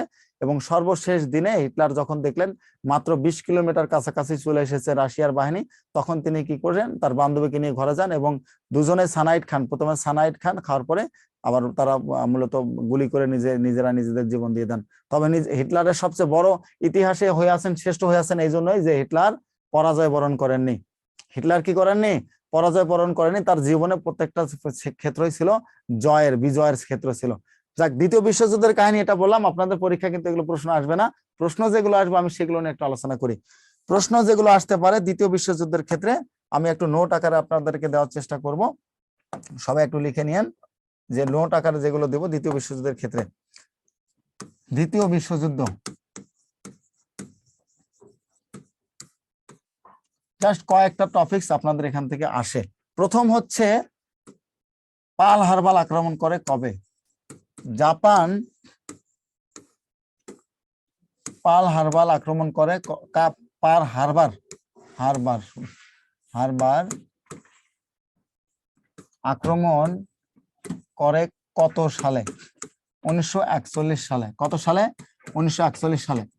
যখন হিটলার, মূলত জাপান যখন এই জার্মানির সাথে একত্রিত হওয়ার ফলে এই পার্ল হারবার যেটা ছিল মার্কিন ঘাঁটি, কি ছিল? পার্ল হারবার ছিল মার্কিন ঘাঁটি, মার্কিন সৈনিক ঘাঁটি, মার্কিন বিমান ঘাঁটি বলেন আর মার্কিন সৈনিক ঘাঁটি বলেন, যেটা বলেন। এটা ছিল মূলত জাপানের একটা আক্রোশের কারণ, যে আমাদের খুব কাছাকাছি মূলত তারা এসে আমাদের খুব কাছাকাছি থেকে আমাদের সাথে আক্রমণ করে যাচ্ছে, এই জন্য এখানে আক্রমণ করতে হবে। এই জন্য জাপান মূলত পার্ল হারবার আক্রমণ করে 7 ডিসেম্বর 1941 সালে। কত সালে? 1941 সালে 7 ডিসেম্বর আক্রমণ করে। আর এই যে আক্রমণ করলো, আক্রমণ করার ফলেই কিন্তু দ্বিতীয় বিশ্বযুদ্ধে মার্কিন যুক্তরাষ্ট্র কি করলো? সরাসরি যুক্ত হয়ে যায়। দ্বিতীয় বিশ্বযুদ্ধে মার্কিন যুক্তরাষ্ট্র এই একমাত্র পার্ল হারবারে আক্রমণ করার কারণে যুক্ত হয়ে যায়। এরপরে আসেন আপনাদের দ্বিতীয় আসে মার্কিন যুক্তরাষ্ট্র। মার্কিন যুক্তরাষ্ট্র মানে জাপানে কখন বম ফেলে? জাপানে কখন পারমাণবিক বম ফেলে? জাপানে পারমাণবিক বম ফেলে, পারমাণবিক বোমা ফেলে কত তারিখে বোমা ফেলে? এটা থেকে প্রশ্ন আসে আপনাদের। সেটা হচ্ছে 2টা তারিখ আছে, তাই না? 2টা জায়গায় 2টা তারিখ। এই যে পার্ল হারবারে আক্রমণ যে করলো, এরপরে 42 সালের দিকে মূলত মার্কিন যুক্তরাষ্ট্র কি হয়? বম তৈরি করার জন্য, পারমাণবিক বোমা তৈরি করার জন্য চুক্তিতে আসে এবং তারা রিসার্চ করা শুরু করে। দেখেন বুদ্ধিমানদের কাজ। 41 সালে আক্রমণ করলো, 4 বছর তারা রিসার্চ করে পারমাণবিক বোম তৈরি করেছে, তারপরে তারা জাপানকে ঘায়েল করেছে। এর মধ্যে কোনো সারা শব্দ তাদের আর পাওয়া যায়নি। কি পাওয়া যায়নি? সারা শব্দ তাদের পাওয়া যায়নি। বোমা ফেলে কত তারিখে? 6 অগাস্ট এবং 9 অগাস্ট। 6 অগাস্ট এবং 9 অগাস্ট। এই বোমাগুলোকে আপনারা সহজে মনে রাখতে পারবেন একটা সুন্দর করে টেকনিক যদি দেই তাহলে। লিটল বয় 6 অগাস্ট, বোমার নাম ছিল লিটল বয়। আর 9 অগাস্ট হচ্ছে ফ্যাটম্যান। কি নাম? ফ্যাটম্যান। এখানে আপনারা দুটো বোমা, দুটো কোথায় কিভাবে ফেলেছিল? লিটল বয় দেখেন হিরোশিমা, লিটল বয় হচ্ছে হিরোশিমাতে ফেলা হয়, আর ফ্যাটম্যান ফেলা হয় কোথায় বলেন দেখি? নাগাসাকিতে। নাগাসাকি। এই দুটো পরীক্ষা আপনাদের আসে। কোন বম ফেলা হয়? কোন বম ফেলা হয়? হিরোশিমা নাগাসাকিতে। তাহলে এখানে দেখেন রস্বইকার আছে, তাই না? লিটলে রস্বইকার আছে আর হিরোতে রস্বইকার আছে। লিটল হিরো দিয়ে পড়লেও আপনারা সুন্দর করে মনে রাখতে পারবেন, অথবা এইখানে দেখেন রস্বইকার আছে লিটলে, হিরোতে রস্বইকার আছে, সুতরাং লিটল বয় ফেলানো হয় হিরোশিমাতে। নাগাসাকিতে দেখেন নাগাসাকির প্রথমে আকার আছে এবং ফ্যাটম্যানের প্রথমে আকার আছে, সুতরাং ফ্যাটম্যান নাগাসাকি। ফ্যাটম্যান নাগাসাকি কত সালে? 1945 সালে। এখানে মূলত এই বোম ফেলার পরে পরে হিটলার যখন পরাজয় বরণ করলো, হিটলার পরাজয় বরণ করার পরে পরে জার্মানিকে দখল করেই কিন্তু মার্কিন যুক্তরাষ্ট্র কোথায় যায়? জাপানের দিকে চলে যায় এবং সেখানে 2 দিনের ব্যবধানে 2টা বোম ফেলা হয়। আর এই বোম ফেলার মাধ্যমে বিশ্বের ইতিহাসে দ্বিতীয় বিশ্বযুদ্ধের কিন্তু কি বলা যায়? এক প্রকারে দ্বিতীয় বিশ্বযুদ্ধ সমাপ্ত ঘোষণা করা হয়। কারণ অগাস্টের 9 তারিখে বোম ফেলা হয়, সেপ্টেম্বরের 2 তারিখে দ্বিতীয় বিশ্বযুদ্ধ শেষ হয়ে যায়। এই অগাস্টের 9 তারিখে 2টা বোম ফেলার কারণে তৎকালীন সময় আপনারা বলে থাকেন জাপানের 2টা শহর পুরোপুরি ধ্বংস হয়ে গেছিল। কি হয়েছিল? জাপানের 2টা শহর পুরোপুরি ধ্বংস, প্রায় 2 লক্ষ মানুষ সেখানে মারা গিয়েছিল। 2 লক্ষ মানুষ মারা গিয়েছিল। আপনাদের পরীক্ষা প্রশ্ন হচ্ছে দ্বিতীয় বিশ্বযুদ্ধ থেকে এই 3টা প্রশ্ন সবচেয়ে বেশি আসে। দ্বিতীয় বিশ্বযুদ্ধ থেকে সবচেয়ে বেশি এই 3টা প্রশ্ন আপনাদের আসে। আরেকটা প্রশ্ন আপনাদের দ্বিতীয় বিশ্বযুদ্ধ থেকে আসে, সেটা হচ্ছে দ্বিতীয় বিশ্বযুদ্ধ মানে প্রথম জার্মানি কোন দেশকে আক্রমণ করে? তৃতীয় বিশ্বযুদ্ধের সময় জার্মানি প্রথম কোন দেশকে আক্রমণ করে? এটা হচ্ছে পোল্যান্ডকে আক্রমণ করে। কোন দেশ? পোল্যান্ডকে আক্রমণ করে জার্মানি প্রথম। আর এই পোল্যান্ডকে আক্রমণের মাধ্যমে মূলত দ্বিতীয় বিশ্বযুদ্ধের সূচনা হয়। ঠিক আছে, আচ্ছা সমস্যা নেই। আপনারা অনেকে অনেক কথা বলতেছেন, আমি আপনাদেরকে এই ক্লাস শেষে আপনাদের আন্তর্জাতিক থেকে কোন কোন ব্যাপারগুলো পড়তে হবে একটু দাগাই দেবো। ওকে। সবাইকে আন্তর্জাতিক ব্যাপারগুলো থেকে কোন কোন প্রশ্নগুলো পড়বেন আমি একটা সাজেশন দেবো, আগামীকালকের ক্লাসে বাংলাদেশ থেকে কোন কোন বিষয়গুলো পড়বেন আমি একটা সাজেশন দিব, তাহলে হয়ে গেল। নাকি সবাই রাজি আছেন তো? মাথা ঝুকান তাহলে বুঝতে পারবো। সাদিকুর ভাই, সাদিকুর রহমান ভাই আপনাকে দেখতে পাচ্ছি, ধুলা আক্তারকে দেখতে পাচ্ছি, সাজ্জাদ পাটোয়ারিকে দেখতে পাচ্ছি, শান্তা আক্তারকে দেখতে পাচ্ছি, আরগুলো সবাই অবশ্য দেখা যাচ্ছে সবাইকে। সাম্প্রতিক বিষয়ের উপর ক্লাস না, আপনাদের আসলে এটা দরকার ছিল। ওকে, এরপর আসেন তাহলে দ্বিতীয় বিশ্বযুদ্ধে থেকে আপনাদের এই প্রশ্নগুলো বেশি বেশি আসছে, এবং এর আগে এবং পরে উভয় ক্ষেত্রেই কিন্তু এই প্রশ্নগুলো বেশি বেশি আপনাদের আসছে। হ্যাঁ, সবাইকে দেখতে পাচ্ছি মূলত। আর একটু যাও দেখি, আপনাদের শেষ সময় ভাই একটা মিনিটও লস করা যাবে না। হ্যাঁ, শেষ সময় সবাই তো রোজা রাখছেন নাকি? সবাই রোজা আছেন? সবার শেষ সময় আমি আশা রাখি যে আপনাদের যদি 30-35টা রাইট হয়, তখন কি বাকি 65টা রিস্ক নিয়ে বৃত্ত গঠন? হ্যাঁ অবশ্যই করবেন। আপনাদের কত মার্ক কাটবে? বা 0.25 না? 0.25 যদি কাটে অবশ্যই আমি যদিও এটা চূড়ামি হবে বলাটা, তবে আমি এটা বলে দেবো যে যদি কেউ মনে করেন 40টা হয়েছে আর পারেন না, সেক্ষেত্রে আপনারা অবশ্যই অবশ্যই চেষ্টা করবেন বাকিগুলো রিস্ক নিয়ে দাগিয়ে আসার জন্য। যেহেতু 0.25 মার্ক কাটা হবে, সেহেতু আপনারা 4টা থেকে যদি একটা হয়, তারপরে 0.25 আপনার নাম্বারে যোগ হবে। আর যদি 2টা হয়, সেক্ষেত্রে 1.5 মার্ক আপনার নাম্বারে যোগ হবে। ওকে, সুতরাং ওইভাবে করবেন। আবার একেবারে বিষয় সাম্প্রতিক সময়ের ক্লাস নিতে চেয়েছিলেন মিলন স্যার। আচ্ছা, মিলন স্যার যদি নিতে চায় অবশ্যই তিনি এটা নেবেন। আর যদি না নেয়, আগামীকালকের ক্লাসের সাথে আপনাদের সাথে আমি সাম্প্রতিকের জন্য 50টা বা 100টা প্রশ্ন দিয়ে দেবো নাকি? আগামীকাল ক্লাসের সাথে 50টা বা 100টা কোশ্চেন দিয়ে দিলে আপনাদের সাম্প্রতিক শেষ হয়ে যাবে। আর আজকে বলে দেব কোন কোন সাম্প্রতিক গুলো পড়বেন। তাহলে দ্বিতীয় বিশ্বযুদ্ধের যে ব্যাপারগুলো আপনাদের আসে, এখন মিত্র শক্তি এবং অক্ষর শক্তি এগুলো পরীক্ষা আসতে পারে, এটা ব্যাপারে একটু দেখে রাখেন। মিত্র শক্তি কারা ছিল? যুক্তরাজ্য ছিল মিত্র শক্তি, যুক্তরাষ্ট্র, সোভিয়েত ইউনিয়ন, ফ্রান্স, চীন, পোল্যান্ড মিত্র শক্তি। আর অক্ষর শক্তি কে ছিলেন বলেন তো দেখি? অক্ষর শক্তি কে কে ছিলেন তৎকালীন সময় মিত্র শক্তি হিসেবে? দেখেন, যুক্তরাষ্ট্র, যুক্তরাজ্য, অর্থাৎ আজকে যে রাশিয়া এবং কি বলবো স্যার, একটা কথা বলি, কথা বলতাম জীবনটা ধন্যতা। আচ্ছা জাকিয়া, আচ্ছা জাকিয়া আক্তার, আপনি জীবনটা ধন্য করার জন্য আপনাকে সুযোগ দিচ্ছি। হ্যাঁ, উনি এমন ভাবে কমেন্ট করেছেন, না সুযোগ দিয়ে কোনো উপায় নাই। হ্যাঁ, ওনার নাকি জীবনটা ধন্য হতো। আচ্ছা দেন, আপনি জাকিয়া আক্তার, আপনাকে আনমিউট করা হচ্ছে, আপনি কথা বলেন। আবার আজকে যদি মারা যায় তাহলে তো অবস্থা খারাপ হয়ে যাবে। যদি না না চাই যে কিছু হোক আপনার। জাকিয়া আক্তার, আপনাকে আনমিউট করা হয়েছে, প্লিজ কথা বলতে পারেন। আসসালামু আলাইকুম। জি ওয়ালাইকুম আসসালাম। ভালো আছেন? জি আলহামদুলিল্লাহ, আপনি ভালো আছেন? জি স্যার। স্যার আমি একটা কথা শুধু জিজ্ঞাসা করি, স্যার মনে করেন যদি আমার 40টা হয়েছে, সেই ক্ষেত্রে আমি কি রিস্ক নিয়ে বাকি 100টাই আমি বড়ট করব, নাকি আমি 40টা শুধু আমি কনফার্ম আমার 40টা হয়ে গেছে, সেই ক্ষেত্রে কি আমি আচ্ছা স্টপ করে ফেলবো? আগে আপনি বলেন আপনি প্রিপারেশন নিচ্ছেন কত শতাংশ? আমি প্রিপারেশন স্যার আমার আলহামদুলিল্লাহ বাংলার জিকে পুরাটাই কমপ্লিট, গণিত 50%, ইংরেজি 50%, এরকম। মানে তার সেই মানে ক্ষেত্রে আমি যদি সব মিলে আপনার দিতেছি। প্রিপারেশন হচ্ছে 75%, তাই তো? জি স্যার, আমি আচ্ছা, যতগুলো আপনি যদি পরীক্ষা একটা কথা মাথায় রাখেন, আপনি যদি 75% প্রিপারেশন নিয়ে 40 পান, সেক্ষেত্রে যারা 60% নিয়েছে, যারা 80% নিয়েছে, তারা কত পাবে? স্যার আরো বেশি পাইবো। যারা 60 নিয়েছে তারা বেশি পাবে, যারা 70% নিয়েছে অবশ্যই আপনার চেয়ে কম পাবে। তার মানে আপনাকে বুঝে নিতে হবে প্রশ্নটা কঠিন হয়েছে। কি হয়েছে? কম নিবে স্যার, কম আপনাকে পাবে। বুঝতে হবে প্রশ্নটা কঠিন হয়েছে। আপনি 70% প্রিপারেশনে যদি 40 পান, আপনাকে ধরে নিতে হবে যে প্রশ্নটা কঠিন হয়েছে, সুতরাং আপনি খুব বেশি দাগানোর দরকার হবে না, কারণ 40-এ আপনার তখন চলে আসবে। আর যদি আপনি মনে করেন যে আপনি 40টা 50টা বা 60টা দেখাইছেন, তাই সেক্ষেত্রে আপনার ভুল হতে পারে। আপনি এই ক্ষেত্রে রিস্ক নিয়ে কি করতে পারেন, যে আরো 20টা দেখাইলাম, 20টাতে যদি আপনার 5টা হয়, তাহলে আপনার কিন্তু 5টাতে 5 মার্ক পাবেন, আর 15টাতে ভুল যাবে। 15টা ভুল যাওয়ার পরে আপনার প্লাস 25 মার্ক থাকবে, যদি 5টা হয় 20টাতে, যদি এই রিস্ক নিতে পারেন। আর 20টাতে যদি 10টা হয়, 10 মার্কে আপনার থাকবে, 10টা ভুল হবে, 2.5 মার্ক যাবে, 7.5 নাম্বার আপনার সাথে যোগ হবে। যদি আপনার সেরকম অ্যাবিলিটি থাকে যে না আমার কনফিউশন প্রশ্নগুলো হওয়ার সম্ভাবনা আছে, সেক্ষেত্রে আপনি দাগিয়ে আসবেন। আর না হলে 40টা তো হলে আপনার হবে না, 40টা তো 5 মার্ক, আপনাকে তখন রিস্ক নিয়ে দেখাতেই হবে, কোনো উপায় নেই। 50টা বা 60টা যদি হয়, সেক্ষেত্রে আপনি কখনোই এই ভুলটা করতে যাবেন না যে আমি আর বেশি দেখাই।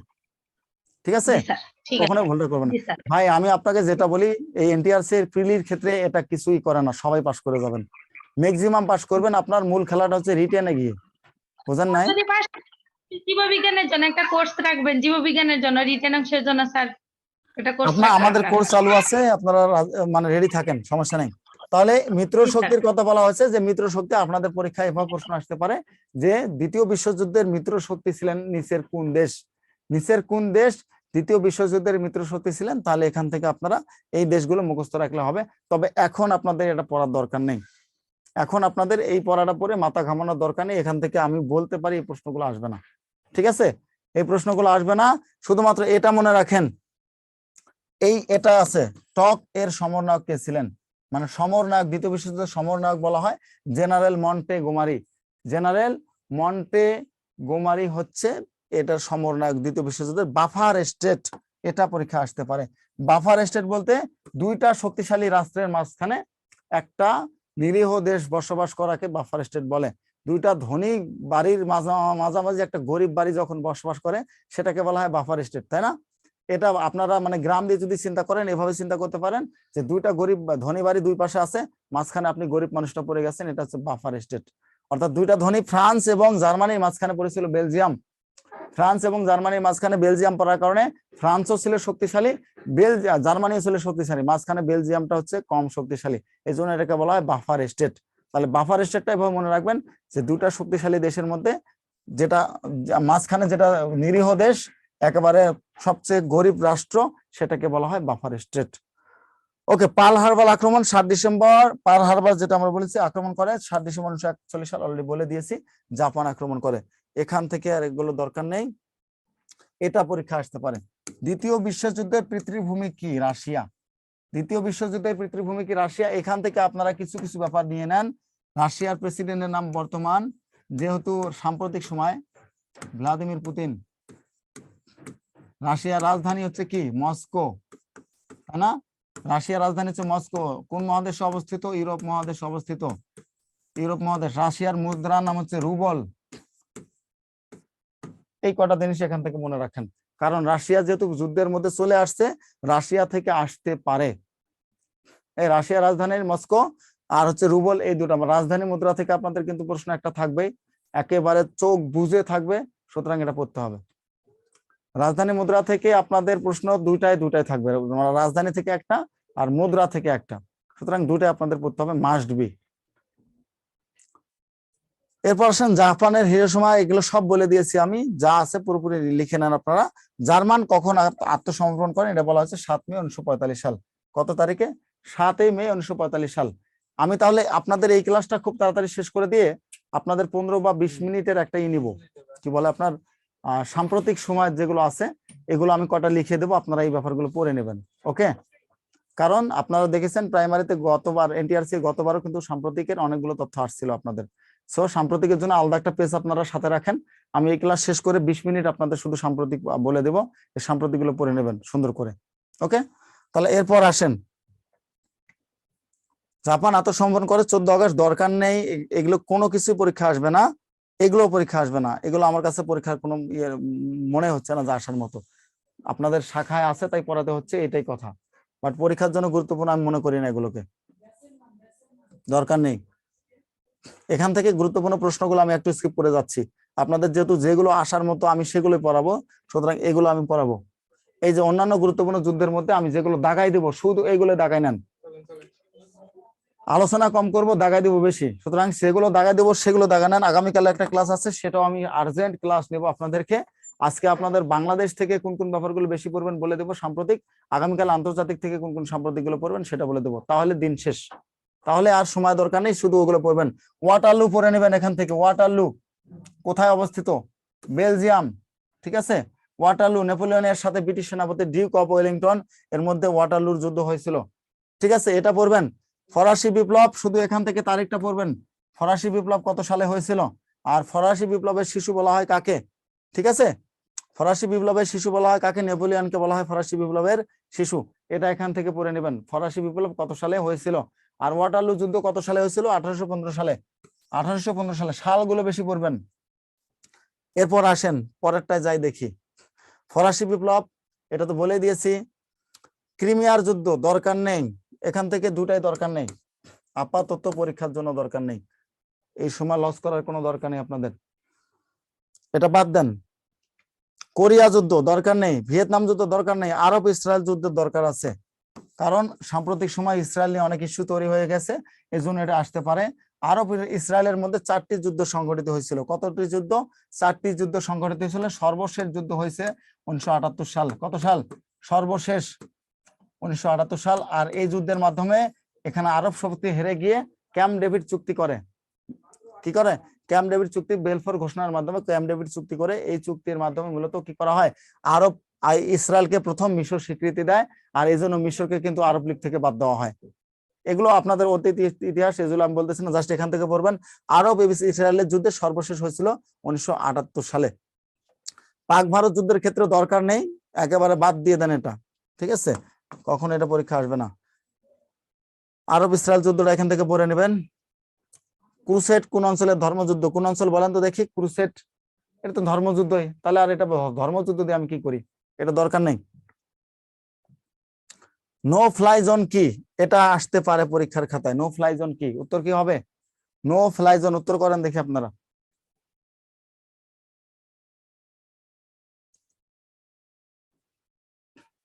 আন্তর্জাতিক থেকে কতটা প্রশ্ন আসে, তাই না? আন্তর্জাতিক থেকে 5টার বেশি প্রশ্ন আসবে না।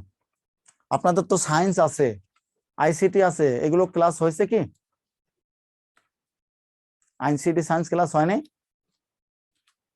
সেখানে তো ওনার সাজ্জাদ স্যার নিয়েছে, তাই না? উনি তো ওনার দাগে দেওয়ার কথা সবকিছু।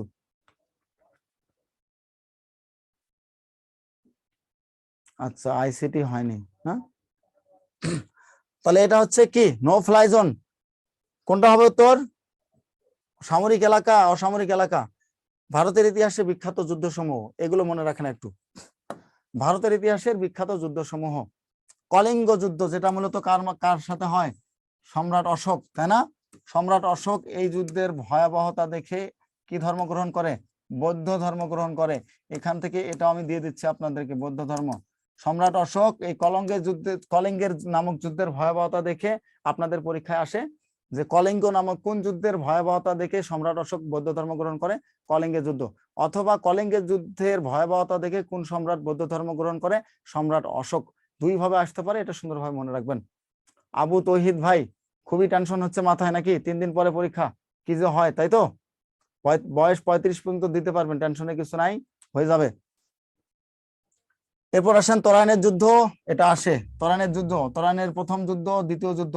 91, 92 এর ভুল লিখেছে। দ্বিতীয় যুদ্ধ হয় 92 সালে, প্রথম যুদ্ধ হয় 91 সালে। পানিপথের প্রথম যুদ্ধ 26, 56, 36, এই সবকটাই গুরুত্বপূর্ণ। ইতিহাসের ক্ষেত্রে এই সবকটা গুরুত্বপূর্ণ, আপনারা সবকটা নিয়ে নেন। নোবেল পুরস্কার থেকে কোন প্রশ্ন আসবে, তাই তো? নোবেল পুরস্কার থেকে আপনাদের প্রশ্ন আসতে পারে সাহিত্য, শান্তি, এরপর হচ্ছে কোনটা? শান্তি, সাহিত্য, দুটাতে বেশি বেশি আসে। এরপর আর একটা আসতে পারে আপনাদের, সেটা হচ্ছে পদার্থ। ঠিক আছে, 3টা ব্যাপার পড়ে নেবেন, সাহিত্য, শান্তি এবং পদার্থ। শিক্ষা তো সাহিত্য, এটা আমরা মনে করি। আর শান্তিতে কে পেয়েছেন? মোহাম্মদ নার্গিস, তাই না? নার্গিস মোহাম্মদী। এই নার্গিস মোহাম্মদী ইরানের যিনি ছিলেন, একে কিন্তু আবারও 34 বছরের জেল দেওয়া হয়েছে, তাই তো? আবারও 34 বছরের জেল দেওয়া হয়েছে। এই নার্গিস মোহাম্মদী কিন্তু শান্তিতে নোবেল পুরস্কার পেয়েছেন। অর্থাৎ অন্যান্য দেশের মধ্যে যারা জেল খাটবে তাদেরকে নোবেল পুরস্কার দেবে তারা। এই যে অং সান সু চি জেলে ছিল, তাকে নোবেল পুরস্কার দেওয়া হয়েছে। আমাদের ডক্টর মোহাম্মদ ইউনূস দেশে বসবাস করতে পারতেছে না, তাকে নোবেল দেওয়া হয়েছে। মানে নিপীড়িত মানুষগুলোকে নোবেল দেওয়া হয়। মালালা ইউসুফজাই পাকিস্তানে, তাকে নোবেল দেওয়া হয়েছে। আপনারা অনেকজন মানুষ, হ্যাঁ, সবার কথা আমি নিতে পারবো না। আপনাদের সামগ্রিক কথার মধ্যে আমি কয়েকটা কথা খুঁজে পাইছি, এগুলো নিয়ে একটু আলোচনা করবো পরে। এটাকে শেষ করে ফেলি। তাহলে এটা পুরোটা নিয়ে নেন। হলদিঘাটের যুদ্ধ, পলাশির যুদ্ধ। হলদিঘাটের যুদ্ধটা একটু দরকার, কারণ এখন এক্সেপশনাল কিছু কোশ্চেন করে বসে এনটিআরসি থেকে। পলাশির যুদ্ধ সবাই কমন, এটা জানেন। 1757 সালে 23 জুন, এটা সবার জন্য কমন, এটা আসবে না। ঠিক আছে, এটা পড়বেন। হলদিঘাটের যুদ্ধ হয় কত সালে? 1576 সালে। 1576 সালে হলদিঘাটের যুদ্ধ হয়, এটা মনে রাখেন। বিপ্লব সমূহ, বিশ্বের গুরুত্বপূর্ণ বিপ্লবের কথা বলা হয়েছে। আমেরিকান বিপ্লব, ফরাসি বিপ্লব, বলশেভিক বিপ্লব। এখান থেকে আমি যেটা বলবো এটা পড়বেন। এটা পড়বেন। ফরাসি বিপ্লব, ফরাসি ওখানে পড়ে এসেছি আমরা। শিল্প বিপ্লব 1780 থেকে 1850 সাল পর্যন্ত ইংল্যান্ডে হয়েছিল, এটা একটু পড়ে নেবেন। আর আরেকটা হচ্ছে রুশ অক্টোবর বা বলশেভিক বিপ্লব 1917 সাল। আরেকটা কথা বলে রাখি, এনটিআরসি থেকে একটা প্রশ্ন কমন পাবেন, এনটিআরসি এর সিলেবাস থেকে। এনটিআরসি জানেন তো, এনটিআরসি এর কখন হয়, কিভাবে হয়, কত তারিখ হয়, কোন কমিশনের মাধ্যমে হয়, এটা মনে রাখবেন। এখান থেকে একটা প্রশ্ন কমন পাবেন, ঠিক আছে? এটা পড়ে নেবেন। যেই যেই ডিপার্টমেন্টের পরীক্ষা দিতে যাবেন সেই ডিপার্টমেন্ট সম্পর্কে অবশ্যই একটা প্রশ্ন আপনাদের আসবে, ওটা পড়ে যাবেন ভালো করে, সুন্দর করে। এরপর অগাস্ট বিপ্লব দরকার নাই, সাংস্কৃতিক বিপ্লব দরকার নাই, ইন্তিফাদা। এই ইন্তিফাদাটা আসতে পারে, কারণ ফিলিস্তিন নিয়ে বর্তমানে অনেক ইস্যু চলছে। প্রথম ইন্তিফাদা বা অভ্যুত্থান হয়েছে কত সালে? অভ্যুত্থান হয়েছে কত সালে? 1987 থেকে 1991 সাল, ফিলিস্তিন। এটা নিতে পারেন।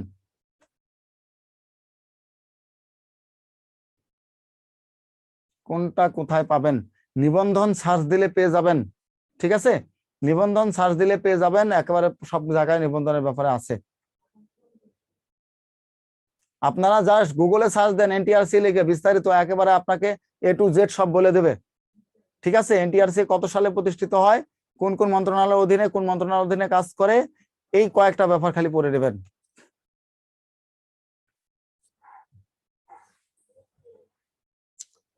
যুদ্ধ সম্পর্কিত কিছু আলোচিত জায়গার নাম বলা হয়েছে এখানে, যে যুদ্ধ সম্পর্কিত কয়েকটা আলোচিত জায়গা আছে, সেগুলোর নাম আমরা এখানে দেখি।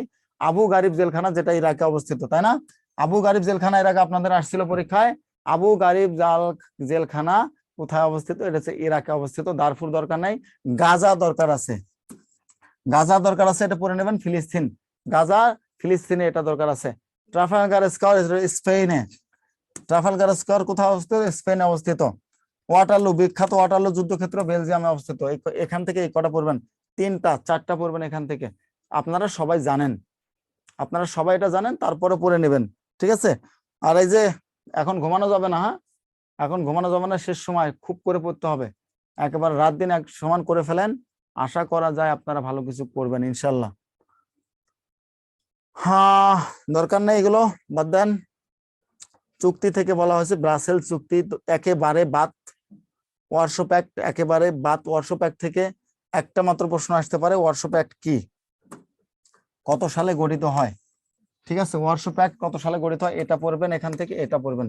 মানে আমি শেষ সময় আপনাদেরকে যেগুলো শুধু পড়বেন এগুলো বলে দিচ্ছি, প্লিজ অন্য কিছু পড়ার দরকার নেই আপাতত। একেবারে শেষ সময় আসছেন, অন্য কিছু পড়ার দরকার নেই আপনাদের। আর আমি এটার পরে আপনাদেরকে লিখে দিচ্ছি কোন কোন ব্যাপারগুলো বেশি পড়বেন। আর কি আছে দেখি এখান থেকে, কি গুরুত্বপূর্ণ আছে আপনাদের জন্য।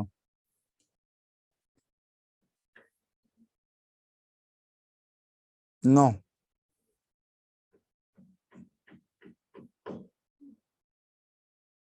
এই তো এটা পড়বেন।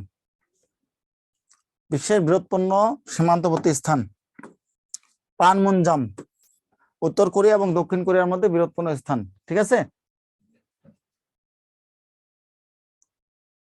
জান্নাতি আক্তার, আপনার এসএমএস পেয়েছি আপু, আমি দেখতেছি, সময় দেব একটু, প্লিজ একটু পরে দেই সময়টা আপনাকে। হ্যাঁ, জান্নাতে তো হিসাব নাই, কোন জান্নাত যে কোথায়, অনেক কটা জান্নাত এখানে, 10-12টা জান্নাত।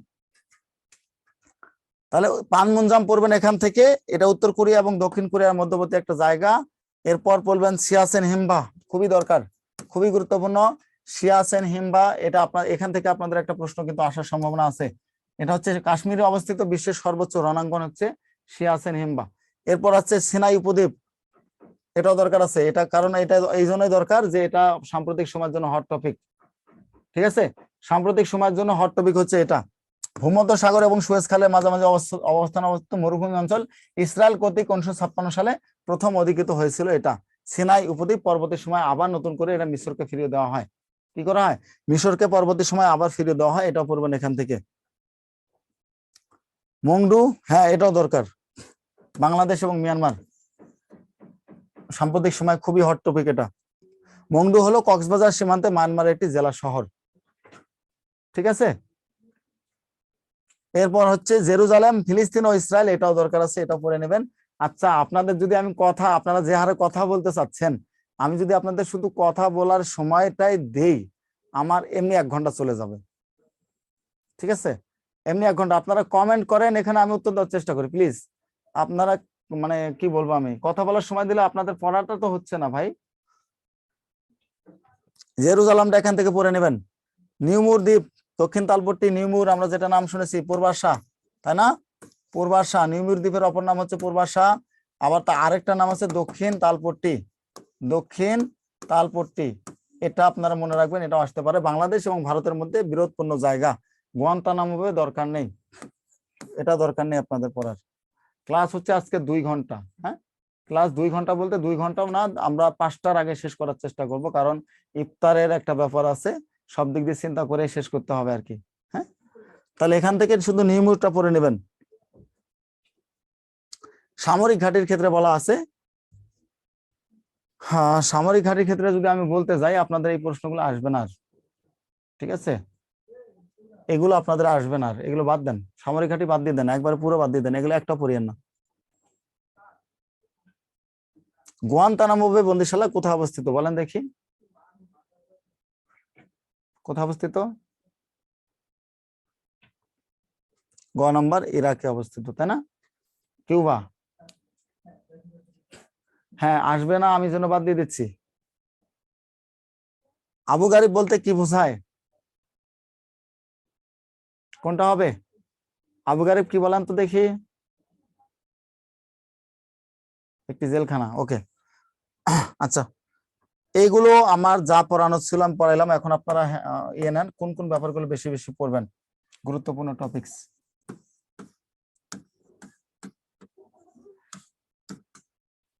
গুরুত্বপূর্ণ অধ্যায় বা টপিকস আপনারা যেটা মনে করতে পারেন, হ্যাঁ বাংলাদেশ থেকে পড়বেন।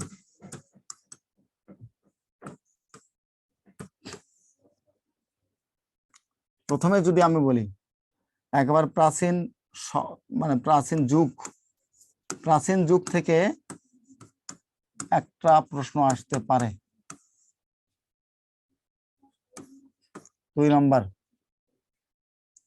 আমাকে জাস্ট একটু সময় দিন আপনারা, হ্যাঁ আমি 1 মিনিট সময় নিচ্ছি, এরপরে আমি সবকিছু আপনাদেরকে দেওয়ার চেষ্টা করব। 1 মিনিট সময় দিন।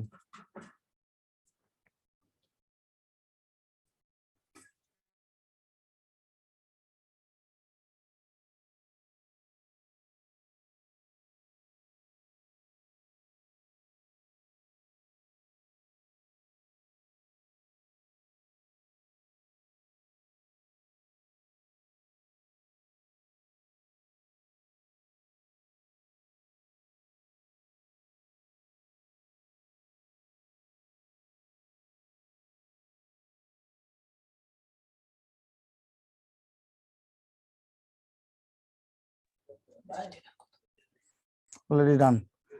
এরপর আসেন 2 নম্বরে জনপদ। ঠিক আছে, প্রাচীন যুগ থেকে একটি প্রশ্ন কমন পেতে পারেন, 2 নম্বরে জনপদ থেকে একটি প্রশ্ন কমন পেতে পারেন। 3 নম্বরে আসেন ফসলের নাম, কি ফসলের নাম থেকে একটা প্রশ্ন কমন পেতে পারেন। 4 নম্বরে আসেন, 4 নম্বরে সবচেয়ে বেশি যেটা দরকার ভাষা দিবস, ভাষা আন্দোলন। 5 নম্বরে দিবস, মোস্ট ইম্পর্টেন্ট, ভিভিআই একটা কমন পাবেন। এটা কিন্তু শুধু বাংলাদেশ দিচ্ছি আপনাদের, হ্যাঁ এটা বাংলাদেশ দিচ্ছি, এটা শুধু নিয়ে নেন।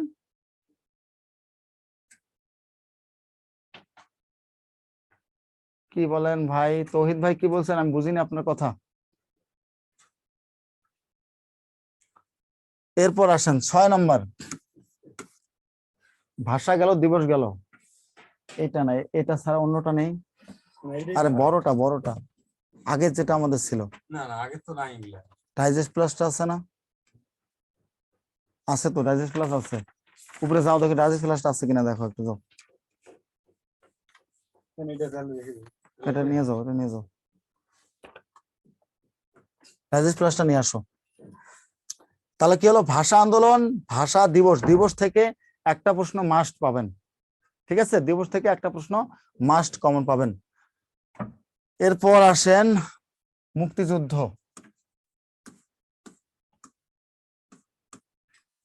স্পেশালি কি পড়বেন জানেন? মুক্তিযুদ্ধর তারিখ এবং সেক্টর।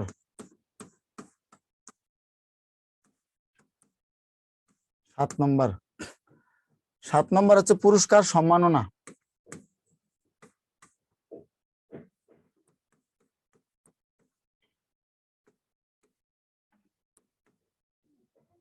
আমার কাছে তো এর চেয়ে বেশি কিছু আর মনে হচ্ছে না। আর সর্বশেষ যেটা আমরা বলবো, প্রতিষ্ঠান সম্পর্কে পড়বেন, এনটিআরসি সম্পর্কে পড়বেন, এনটিআরসি রিলেটেড যে পড়াগুলো আছে এই সম্পর্কে পড়ে নেবেন। এটা বাংলাদেশ থেকে এই কটা যদি আপনি পড়েন তাহলে আমার মনে হয় আর এখান থেকে তেমন একটা গুরুত্বপূর্ণ নাই। ঠিক আছে? হ্যাঁ, গতকাল রাষ্ট্রভাষা দিবস ছিল, আপনারা সবাই জানেন 8ই মার্চ। 8ই মার্চ গতকাল রাষ্ট্রভাষা দিবস ছিল বলতে, আগে তো আমাদের 8ই মার্চ ছিল রাষ্ট্রভাষা দিবস, এটা গতকাল না। Very good, very good. আমি আবার বলে দিচ্ছি, এটা গেল, এটা কি 3 স্টার। দাঁড়ান একটুখানি দাঁড়ান, আমি সবগুলো দিচ্ছি আপনাদেরকে। হ্যাঁ, আপনারা স্কুল পর্যায়ে কলেজ পর্যায়ে আলাদা হওয়ার কারণে সমস্যাটা হয়েছে, বুঝছেন? স্কুল কলেজ আলাদা হওয়ার কারণে সমস্যাটা হয়ে গেছে। সংবিধানের কথা যেটা বলেছেন, সংবিধান থেকে এটা হচ্ছে 95%। হ্যাঁ, সংবিধান হচ্ছে 95%। তবে একটা জিনিস স্কিপ হয়েছে, সেটা হচ্ছে গুরুত্বপূর্ণ জাতি, জাতিগোষ্ঠী অর্থাৎ ক্ষুদ্র নিগোষ্ঠী আমরা যেটা বলি আর কি, উপজাতি। হ্যাঁ, উপজাতিরা পড়বেন একটু, উপজাতি আর হচ্ছে নদী, এই দুটা হচ্ছে 3 স্টার। এখান থেকে দুটা থেকে একটা কমন পাবেন। এখন আমি স্টার দিয়ে দিচ্ছি যেগুলো আপনাদের সমস্যা। ঠিক আছে, এখন স্টার দিয়ে দিচ্ছি।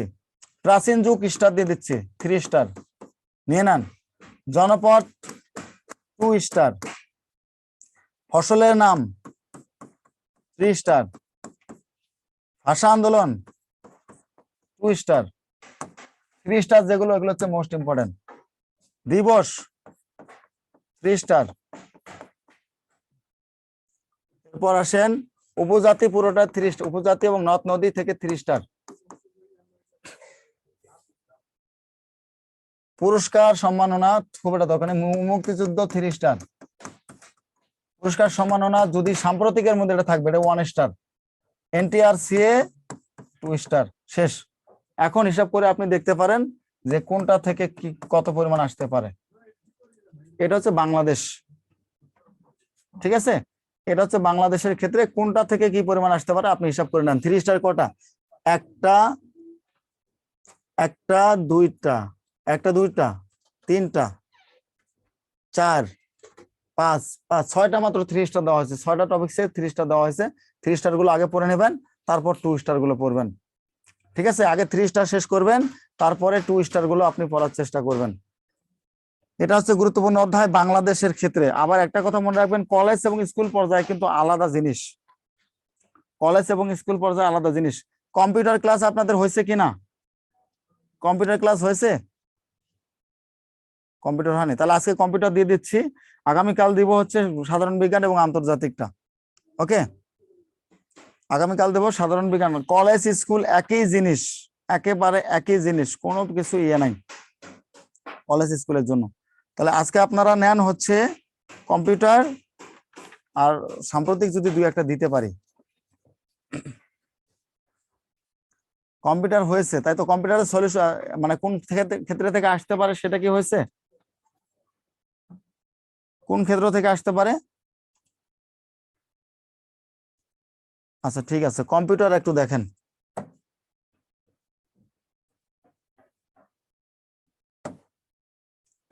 আপনাদেরকে আমি মানে ইয়ে দিয়েছিলাম তাই না, কথা দিয়েছিলাম, এই জন্যই আমি ক্লাসে চলে আসছি, নাহলে কিন্তু এই ক্লাসটা আমি নিতাম না। ঠিক আছে, কম্পিউটার থেকে যা একবারে যা পড়বেন, মনে করেন এর চেয়ে সহজ কিছু আর নেই। 2টা প্রশ্ন কমন পাবেন, সেটা হচ্ছে কম্পিউটারের আমি যেটা বলে দেবো কম্পিউটার তথ্য প্রযুক্তি। কম্পিউটার থেকে আপনারা পড়বেন, মনে করেন প্রথমে যেটা আছে প্রাথমিক আলোচনা। কম্পিউটারের প্রাথমিক আলোচনা, খুব কঠিন কিছু আসে না। প্রাথমিক আলোচনার মধ্যে আপনারা যদি পড়েন আবিষ্কার,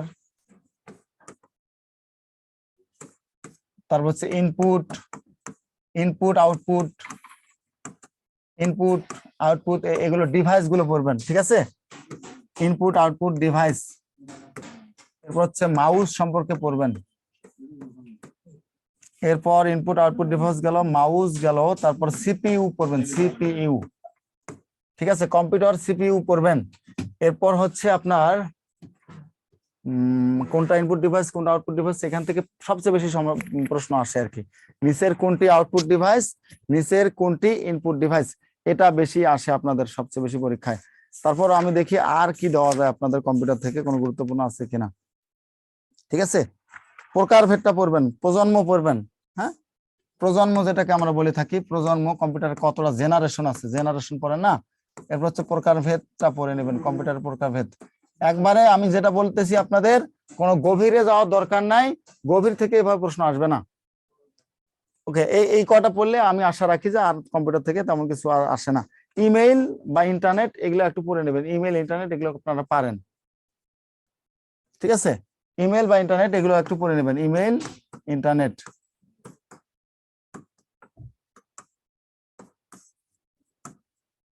শেষ, কম্পিউটার থেকে এই কটা শেষ করে নেন। এখান থেকে পড়লে আশা রাখি যে এখান থেকে 2টা প্রশ্ন কমন পাবেন, মিনিমাম হলেও এখান থেকে 2টা প্রশ্ন কমন পাবেন আপনারা।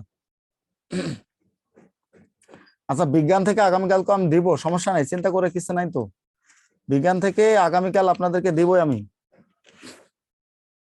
আমি একটু জোরে লিখে যাচ্ছি। হ্যাঁ, গণিতের কি হয়নি, গণিতের ভগ্নাংশ এবং ত্রিকোণমিতি হয়নি? ভগ্নাংশ, ভগ্নাংশ থেকে তো একটা প্রশ্ন কমন পাবেন আপনারা, ত্রিকোণমিতি থেকে একটা প্রশ্ন কমন পাবেন।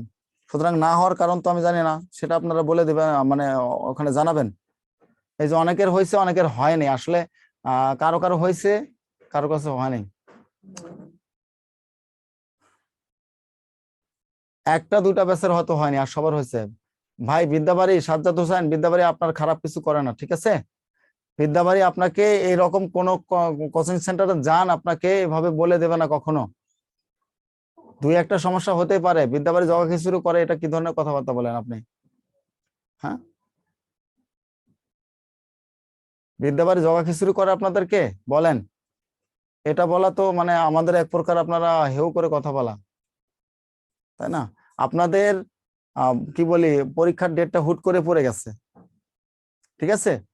পরীক্ষার ডেটটা হুট করে পড়ে গেছে, এখন এখানে আমাদের করার কি বা আপনাদের করার কি বলেন? আমরা তো একটা পলিসিতে আগাই, আমরা একটা পলিসিতে আগাই, তারপরে যদি আপনারা এটা বলেন তাহলে তো মন খারাপ হয়ে যায়।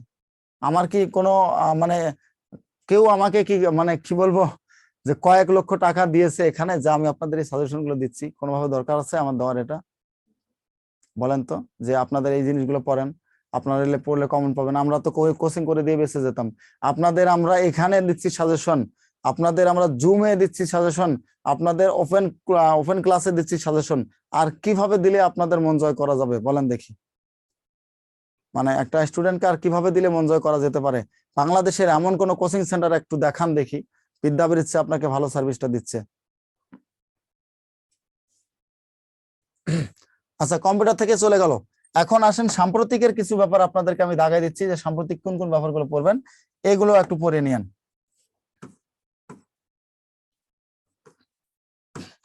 শুধু কথা দেওয়ার কারণে, আপনারা জানেন কিনা আমার এই গলা এখন পর্যন্ত প্রচুর ব্যথা।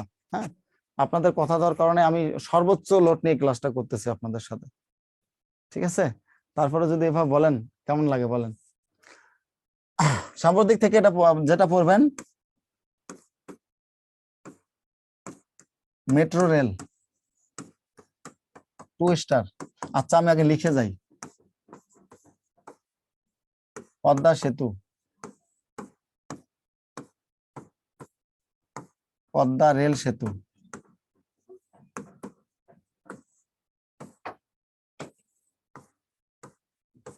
কর্ণফুলী টানেল, ঠিক আছে? কর্ণফুলী টানেল। এরপর আর কি আছে সাম্প্রতিক? এক্সপ্রেসওয়ে,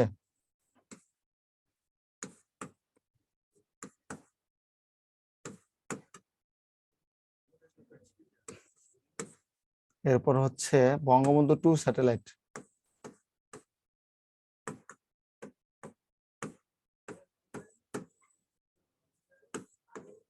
যদিও এটা লঞ্চ করে নেই, তারপর আপনাদের এই সাম্প্রতিক থেকে এটা পড়তে হবে।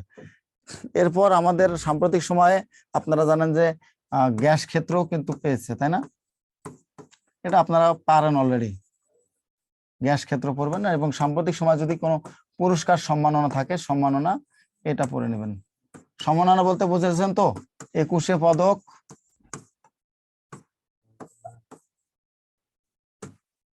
সরি পদক, এরপর হচ্ছে তোমার আরেকটা আছে স্বাধীনতা পদক,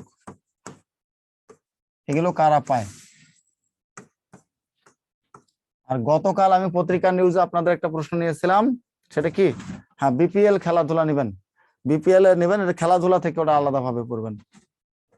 আর খেলাধুলার ক্ষেত্রে বিপিএল এর চেয়েও আরেকটা গুরুত্বপূর্ণ আছে, আপনারা জানেন কিনা, খেলাধুলা বিপিএল থেকে নাও আসতে পারে, খেলাধুলা আসতে পারে আপনাদের এই গতকাল হলো অনূর্ধ্ব-16 নারী ফুটবল দল, নারী ফুটবল দল যে গতকাল চ্যাম্পিয়ন হয়েছে, কত মার্চ, কত তারিখ, 10 মার্চ চ্যাম্পিয়ন হয়েছে, এটা খুবই গুরুত্বপূর্ণ। কার সাথে? ভারতকে হারিয়ে, এটা খুব গুরুত্বপূর্ণ, এটা মাথায় রাখেন। তাহলে রেল সেতু হচ্ছে 3 স্টার,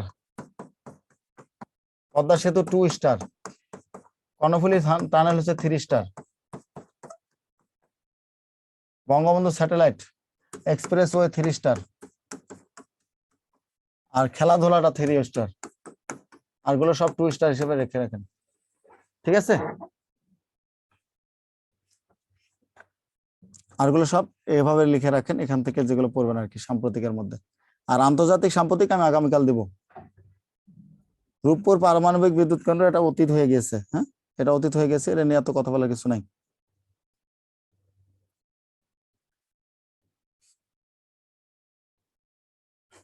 আচ্ছা, এগুলো তাহলে আমি দেওয়ার চেষ্টা করলাম। এখন আপনারা জাস্ট জান্নাতি খাতুন হাত তুলেছেন কথা বলার জন্য, না জান্নাতি আক্তার, কোনটা?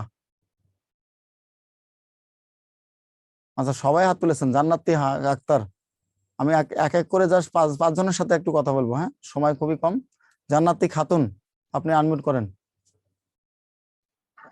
আসসালামু আলাইকুম স্যার। জি ওয়ালাইকুম আসসালাম।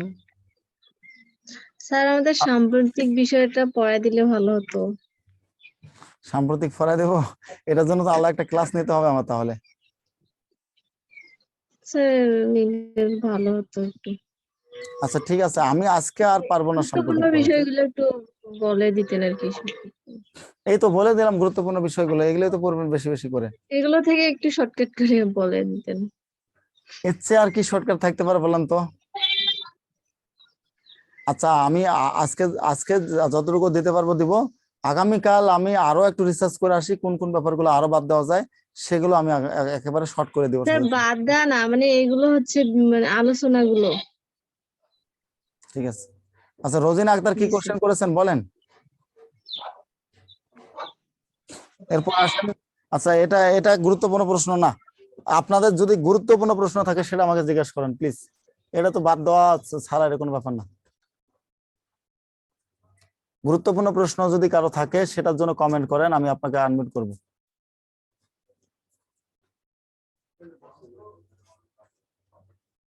জান্নাতি এখানে দায়িত্ব কি, আসো তো এদিকে আসো।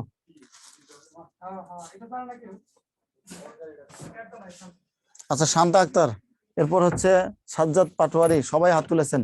সাদিকুর রহমান ভাই, হ্যাঁ সাদিকুর রহমান ভাইকে সুযোগ দাও। আচ্ছা কালকে আমি পড়িয়ে দেবো, কালকে পড়িয়ে দেবো পুরোটা, আমি একবারে স্লাইড আকারে নেব, সমস্যা নেই। কালকে আপনাদের আধা ঘন্টার জন্য আমি সাম্প্রতিক গুলো স্লাইড আকারে নিয়ে নেব, হবে? তাহলে খুশি? আসসালামু আলাইকুম স্যার। ওয়ালাইকুম আসসালাম। স্যার বলতেছিলাম বঙ্গবন্ধু স্যাটেলাইট 2 এটা সম্পর্কে যদি কিছু বলা যাইতো, কিছু বলতেন। বঙ্গবন্ধু স্যাটেলাইট এখনো কিন্তু লঞ্চ করেনি, ঠিক আছে? 24 সালে এই বছরের মধ্যে করবে। এটা গতকাল শেখ হাসিনা ঘোষণা করেছে যে আমরা খুব শীঘ্র বঙ্গবন্ধু স্যাটেলাইট 2 ঘোষণা করতে পারি। এটার ক্ষেত্রে আসে যে বঙ্গবন্ধু স্যাটেলাইট 2 কোন দেশের সহযোগিতায় মূলত হচ্ছে, এটা রাশিয়া, ঠিক আছে? শুধু এটা তথ্য মনে রাখবেন যে কোন দেশের সহযোগিতা হচ্ছে, এটা হচ্ছে রাশিয়া, তাহলে হয়ে গেল। আর সর্বশেষ কি নদী বন্দর কি 43টা না 46টা? এটা নিয়ে 43টা নদী বন্দর এখন পর্যন্ত 43টা। সর্বশেষ নাজিরগঞ্জ, ওইটাই তো স্যার হ্যাঁ হ্যাঁ, নাকি? নাজিরগঞ্জ। অস্কার থেকে কোনো প্রশ্ন আসবে না ভাই, এত দূর যাইয়েন না। অস্কার থেকে প্রশ্ন, এমনি তো এনটিআরসি থেকে শেষ নেই। কখনো অস্কার থেকে প্রশ্ন আসে না, ঠিক আছে? অস্কার থেকে কোনো প্রশ্ন আসবে না। এরপর আসেন, আর কাউকে কাউকে সুযোগ দাও তো, কারে কারে সুযোগ দাও, দাও সবার সাথে কথা বলি।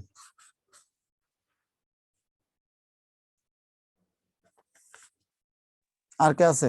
শান্তা আক্তার। আসসালামু আলাইকুম স্যার। ওয়ালাইকুম আসসালাম। স্যার যে জিনিসটা বলতাম সেটা হইতেছে আমাদের হইতেছে যে সাম্প্রতিক যেটা সেটা তো হচ্ছে মিলন স্যার মনে হয় কিছু দিয়েছিল আমাদের। হ্যাঁ, যদি দিয়ে থাকে সেটা তো পড়বে না। আমার মনে হয় যা দিয়েছে সেগুলো এখানে আছে, ঠিক আমরা আছে? যে বিষয় বলি এটা অনেক আগে করেছি, একদম ফার্স্টের দিকে করেছি, তো ওই জিনিসটা নিয়ে যদি একটু আলোচনা করা হইতো। যেহেতু সাম্প্রতিক আমরা রিসেন্ট কিছু ক্লাসে পড়তেছি, খেলাধুলাটা আমাদের আলোচনা করা হয় নাই, তারপর হচ্ছে বাংলাদেশ বিষয় বলে অনেক আগে আলোচনা করা হয়ে যায়, তো আমরা অনেকটাই হচ্ছে ভুলে গেছি। তো ওই জিনিসটা করলে আমাদের বেনিফিট হইতো। সাম্প্রতিক কিন্তু স্যার আপনারা 3-4 ক্লাস হচ্ছে। ঠিক বলেছেন। তাহলে আমরা কোনটা নিয়ে আলোচনা করতে স্যার আমি এটা চাচ্ছি? বুঝি না কেন স্টুডেন্ট গুলো এই জিনিসটা বুঝে না, মানে ওদের কোনটা দরকার ওরা অপ্রয়োজনীয় জিনিস বেশি জিজ্ঞেস করে। হুম, খেলাধুলা থেকে একটা মানে প্রশ্ন সবাই আসতে পারে অনার্স আপনাদের। লেভেল পাস করছে, সবাই একটা ম্যাচুরিটি আছে, টিচারদের এমন এমন কমেন্ট করে মিলন স্যার পর্যন্ত রাইগা গেছে। মানে কি যে অবস্থা, মানে নিজের কাছে মানে আনকমফোর্টেবল লাগে যখন ক্লাসে ঢুকি যে একটা স্যারকে এভাবে অপমান করতেছে, স্যারকে নিজের নাম ধরে ডাকতেছেন, সাথে সম্বোধন করতেছে না। এটা মানে আমার অনেক বলার ইচ্ছা ছিল, আমার সবই মানে আমার সাথে যারা পড়তেছে একই ব্যাচে তাদের বলার ইচ্ছা ছিল একটা স্যারকে, অফকোর্স সে আপনার ছোট হোক বড় হোক তাকে স্যার বলতে হবে, কিন্তু তাকে না বলে ডাইরেক্ট তার নাম বলতেছে। এগুলা কি? আমরা সবাই কি ম্যাচুর বলেন এখানে। আপনারা? আমি তো এটা প্রথম শুনলাম। জি স্যার, আজকে আজকে সকালবেলায় হচ্ছে আজকেই ক্লাসে যখন 3টার ক্লাসে উনি একজন ওই যে ঢুকছিল, আমার মনে নেই ওনার নামটা, বলতেছে নাকি মিলন স্যারের নাম, শুধু বলতেছে ওনাকে চাই, শুধু ওনার নাম বলতেছে চাই। এটা কোন ধরনের?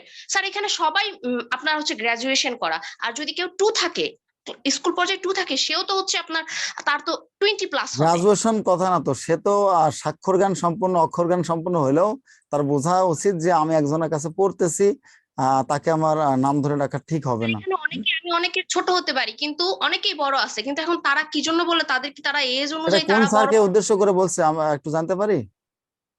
স্যার সকালবেলা কমেন্টে উনি বলতেছিল যে স্যারকে নাম ধরে বলছে, মিলন স্যারকে, যে ওনাকে চাই, স্যার না বলে।